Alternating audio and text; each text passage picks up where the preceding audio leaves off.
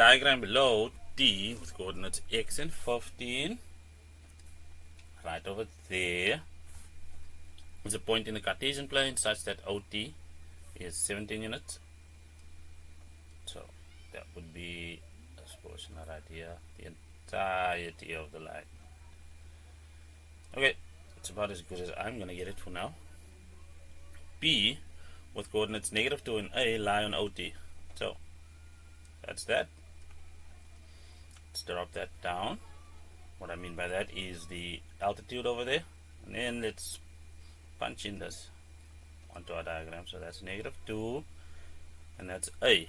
K is a point on the positive x-axis, and angle TOK is equal to theta. So they're merely referring to that. We can now drop an altitude down here so that we can acknowledge that 15 is that vertical distance from the x-axis perpendicularly up to T, and then the x coordinate x, remember, should be less than 0. Let's see what they want from us. Well, first things first, value of x, that's going to be a Pythagorean calculation. In that, x squared will be equal to the hypotenuse squared, which is 17, minus the other side, also squared. Let's just acknowledge the codifier of that logic. So x squared is going to equal 64. Therefore, x will be plus or minus 8. And in this case, in particular, x is equal to negative 8, because we understood that x should be less than 0 when we're working left of the y-axis. So as such, let's update that. Now they want tan of theta, and let's have a look at it. Yes, we have a reference angle and a complete enough diagram over here such that we can handle this with ease. So tan of theta is going to equal opposite over adjacent, so that's 15 over negative 8. So that's that easy. Then cosine of 180 degrees minus theta. So let's just employ our reduction logic first to that. So that means we'll have negative, because cosine is negative in the second quadrant, cosine of theta, and from our diagram we know that's adjacent, which is negative 8, of hypotenuse, which is 17. So let's punch that in. But remember, the original ratio was negative, so as such, a negative and a negative gives us a positive value, and that is just divided by 17. So that's how that works. Well, sine squared of theta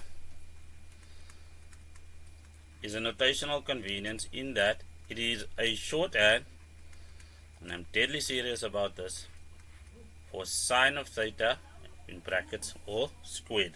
So this helps us not have to write the brackets. That little amendment over there to what the expected notation for this should be helps us. You know, mathematicians are notoriously efficient. Some would say lazy, but that's a discussion for another time. Well, sine of anything in a triangle is just opposite over the hypotenuse, and in this case we'll have 15 over 17. But remember, it's squared, which means the calculator should give us these answers. If I got that wrong, feel free to let me know. I should not be allowed to make calculation error, even though I do. Well, the value of A over here is in the small triangle. Now remember, it contains the same reference angle as the bigger triangle, and that's the beauty of trigonometry, in that the size of the triangle matters not. So we already have tan of theta, so tan of theta is equal to, well, negative 15 over 8. But for the small triangle, tan of theta can be written as, let's see, opposite over adjacent gives us A over negative 2, and then we'll have over here, well, negative 15 over 8. So that means 8A cross multiply, it's going to equal 30, which means we should have A as having, well, 30 over 8. That is because, of course, algebraically we just divided both sides by 8. Therefore, A is equal to, well, 15 over 4. That's nice and neat.